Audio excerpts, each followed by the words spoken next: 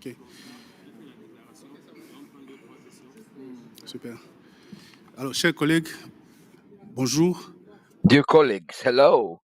We're going to start our press conference for today, and I have the pleasure of announcing here, being next to me, the Vice President of the Ministry of the Government of Congo. The message has been conveyed, so I would like her to take the floor.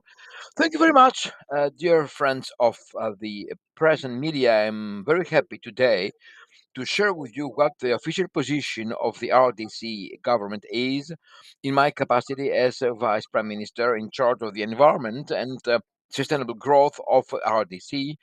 And this is the position that is also the formal position of Africa. We're also dealing with specific issues of interest to Africa under the auspices of RDC with respect to our participation in this 15th edition of COP in the matter of biodiversity. I will go straight into our position on this 15th edition of COP.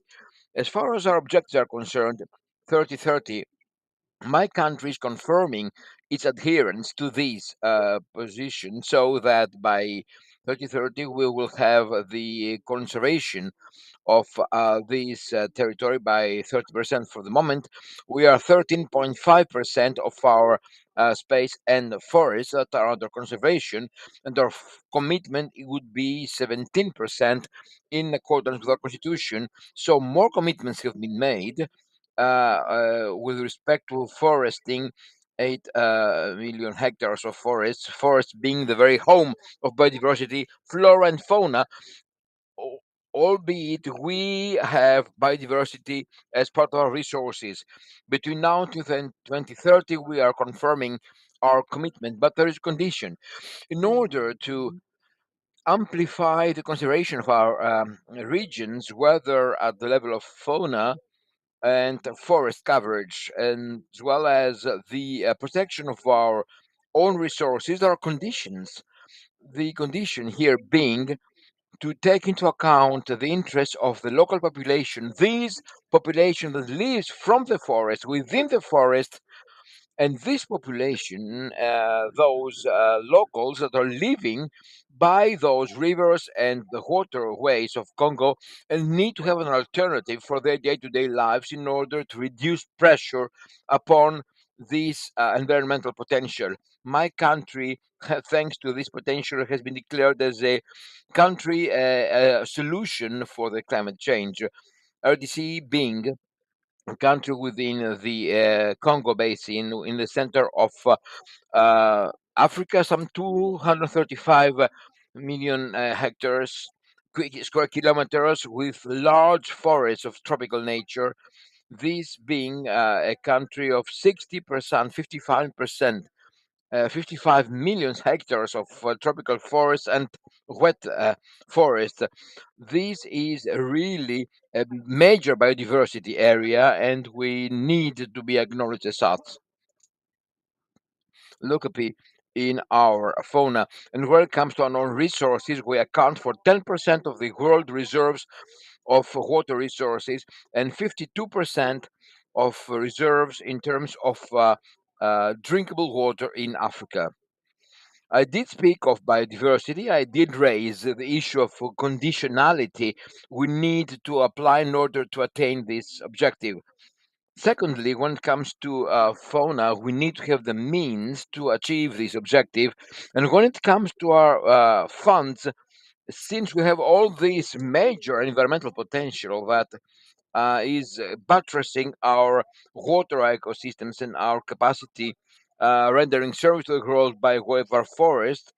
And although we're not responsible for the pollution everybody's suffering, only 4% is the share of Africa's contribution to this pollution. There are other countries that are responsible for 80% of this problem. It is shared amongst countries. Nevertheless, and despite this potential of our DC, where our forests really allow for the sequestration of 54 gigatons of pollution by year, the equivalent of 50% of um, the world the ample turf land we are sharing with our neighboring countries, with 31 gigatons of pollution, equivalent to 5 to 10 years of world pollution, even 20 years of pollution of the US. It's just an example for you to be able to gauge what the kind of service we're rendering is. My country is not benefiting enough from enough worldwide attention, nor are we benefiting from the green financing we could have in order to protect our biodiversity.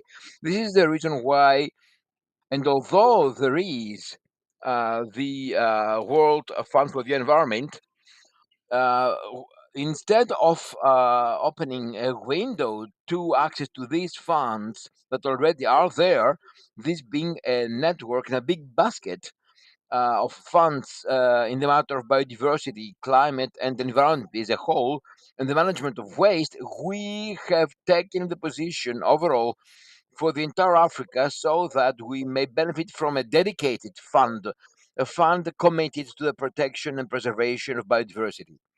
And this is the position that the world as a whole has made a commitment of supporting since the mid 1990s, according to Article 2021 of the Convention of Biodiversity, that recommends the creation of a dedicated fund for the environment that recommends developed states and industrialized countries to make funds available to use by developing countries for the protection of biodiversity.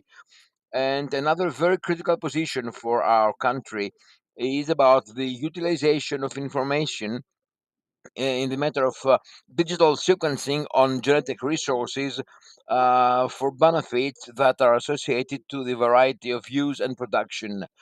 In summarizing, what we need to have is to be able to share the benefits and the means made available for this kind of research, because every time that researchers deal with biodiversity, whether in the domain of medicine or in the domain of biodiversity, RDC has never had through training or the resources or the networking for this kind of research. The local population is not benefiting from anything, whether in form of networking or in the form of access to publications in the matter of this research, let alone the lack of traceability, and this all based on our fauna and flora. That is, ladies and gentlemen, what are the positions in the matter of COP15, and we will never, never cease to associate the protection of biodiversity, that of flora and fauna, to the issue of peace,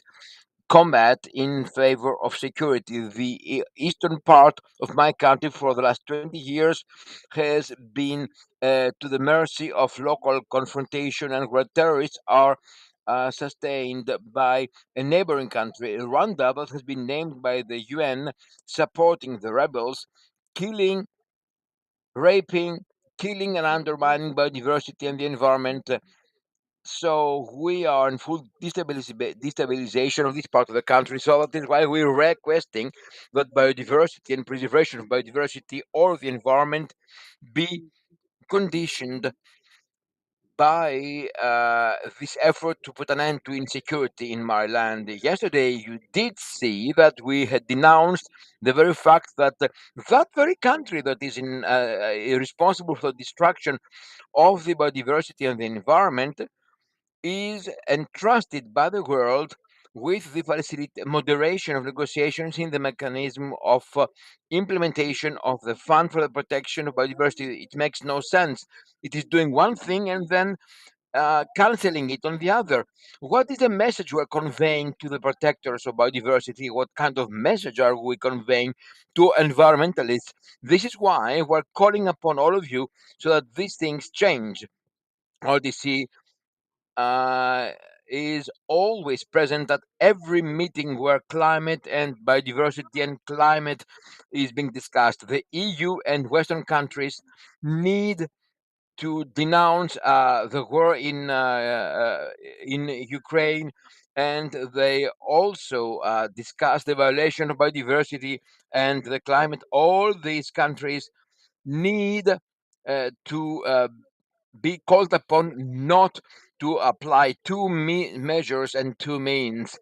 We need to do something for our population, for the country, for biodiversity. I'm reminding you, we are a country seen as a solution to the problem. We are here to help the world to achieve the maintenance of the planet temperature at 1.5 degrees Celsius. I spoke to you of forests, I spoke to you of resources, I spoke to you of the biodiversity, and let me add the specific strategy in minerals. Technologie de l'information et des communications, sachez que les matières viennent de la République démocratique du Congo où les femmes sont violées, les enfants sont enrôlés dans les groupes armés, où les enfants sont enrôlés dans l'exploitation des minerais, où il y a un vagabondage dans le sens des trafics illégaux et illicites, des trocs entre le minerai, n'est-ce pas, et les armes. Et il y a aussi possibilité de parler de l'accès à la RDC à la transition écologique grâce à nos minéraux. Mesdames et messieurs, on n'a pas assez du temps. Il y a beaucoup de choses à dire pour la République démocratique du Congo, pays solution face à la crise climatique. C'est un pays qui est un poumon.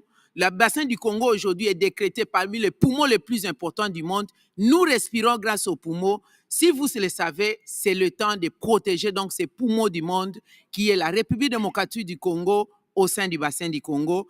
S'il y a besoin d'éclaircissement de certaines mesures, je suis à votre disposition pour répondre à ces questions. Merci encore une fois de plus pour votre participation. Merci beaucoup, Madame la VPM. Oui, donc vous allez justement vous présenter et poser votre question. Oui, monsieur.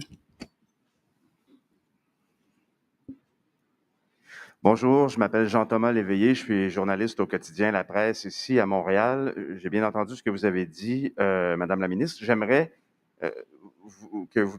Hello, I would like to come back specifically on the proposals that you did in terms of protecting the tropical forest and also peatland in the first place. And also, I would like to know maybe and to hear you also maybe on the participation of the developing countries such as yours in such an event as this one. And do you feel that you managed to do some proposals and proposals that are then listened to? Many thanks. I don't know how you want us to proceed. Yes, you can take that question. Okay, all right, very well. So many thanks. Many thanks, Mr. Jean. The protection of forest in the Democratic Republic of Congo goes through the fight against the deforestation drivers. And these drivers are, we have already mentioned them. We're talking about slash and burn agriculture. We're talking about the bad exploitation of forests without any planning plan, and also mineral exploitation. So all of these drivers and so many others, these are not necessarily what leads to the destruction, but I can tell you that the population lives in the forest and lives from the forest.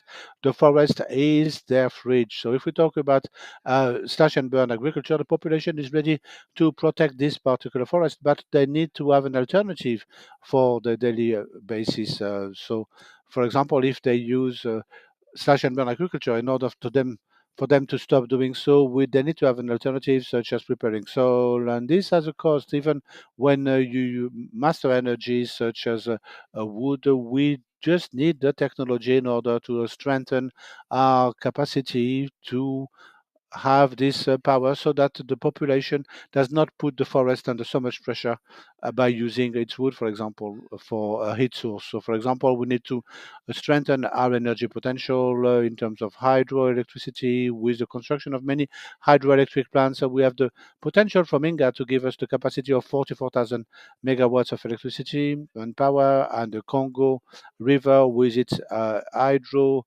network also shows some capacity to produce some energy and electricity, and also with the sun, with the photovoltaic energy, and the possibility also of biomass energy and wind energy. So therefore, the fund, and what we're asking is not for that to aid development, but rather to be the solution or answer as per the polluter pays principle. 13 years ago, some countries pledged 100 billion US dollars per year for countries such as ours, which are at once victims of climate change, but also solution countries in order for us to be able to better preserve the environment. As the same goes for peatland, and also to protect the forest, we need to review the price of the carbon ton. It's inconceivable to have $5 in the south per ton of carbon and then more than $100 in the north. We need to increase the price for the ton of carbon, and this margin then will enable us ourselves to finance our own adaptation project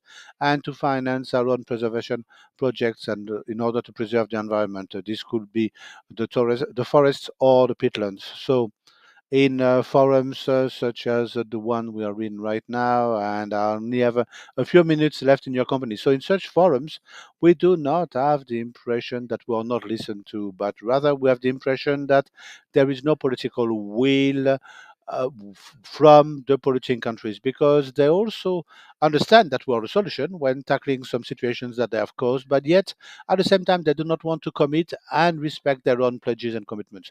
In my own country, when I commit to something, I respect it.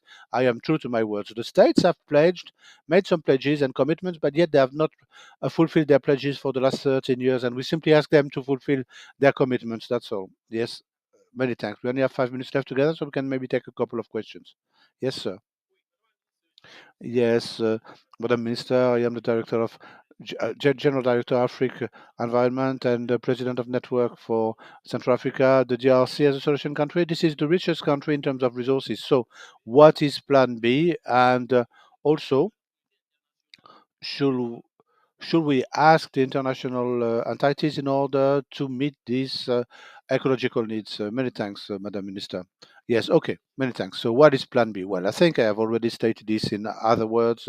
This is principally Plan A is respecting all the commitments, respecting the conventions, respecting the agreements, because it's totally normal in terms of civilized countries. We are dealing with respecting commitments. That's the main thing. As for Plan B, that is that if you don't respect the commitments, at least respect fairness and the role and the services that are given. Even if in the Western world we are told that we did nothing to have forests. Yes, well, there are some property rights. We might not have done anything. Well, you ask us to preserve these forests and to make sure we protect them for the needs of humanity and to be the custodians, and therefore they are entitled to some remuneration and to get access to some health and to have some decent lodgings and to have a normal life, such as you in the northern countries who pollute, whilst we provide the response and the solution. We know that in terms of pollution, our responsibility for all of us is engaged, whether you are a victim or whether you are a polluter. But it's true that the responsibility is also differentiated compared to these commitments. As for Plan B, this is the valorizations of our resources with local exploitation and transformation of our resources on a local level. For example, the ecological transition, we mustn't export our cobalt, lithium, copper that supports the ecological transition, especially for the manufacturing of electric vehicles, where you have a polluter payers, and to go for some such processes that do not pollute and then to export them. Well, no, we will exploit this locally. We will process and deal with this locally so that we will have a good price for this and for this treatment. And we also attract your attention on peace matters. Okay, we can hear that the Democratic Republic of Congo is a potentially rich country, but yet the population is poor.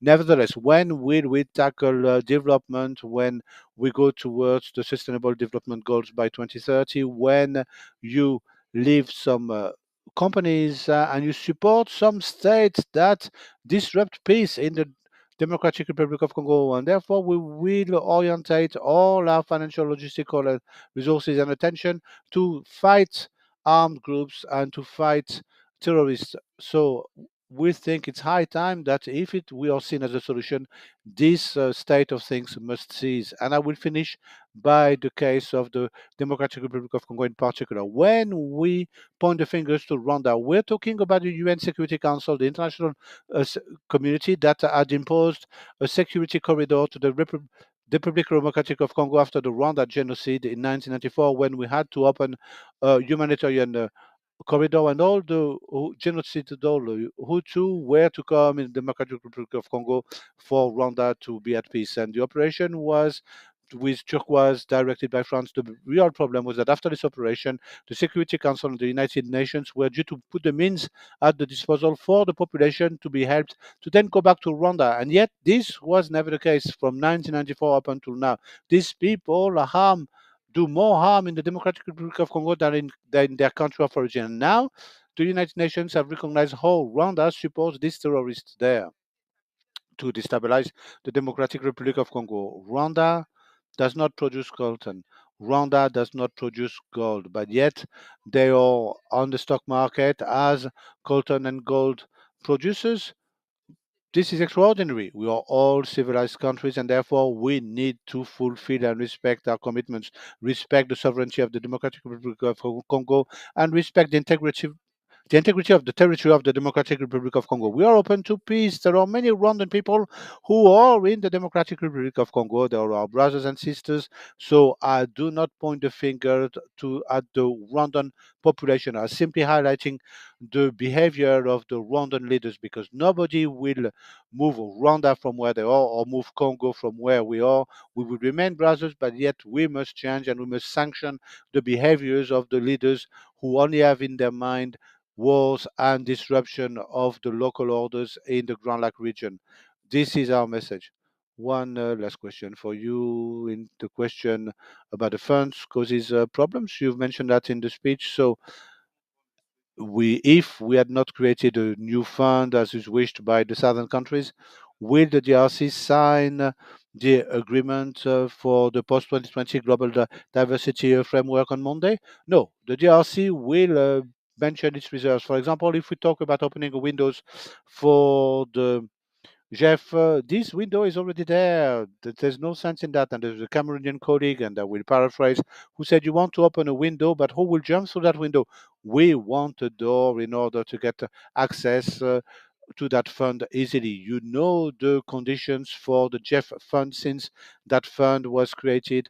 From 1994 up until now, the DRC does not have access, and this is what we are dealing with. So, therefore, the DRC, aside from the potential that is ours in the world, aside from the services that we provide to the world, we will show our reserves because our interests will not be protected. Many thanks, dear Prime Minister, for your availability, and many thanks, dear colleagues, for taking part in this press briefing. Many thanks, and see you soon.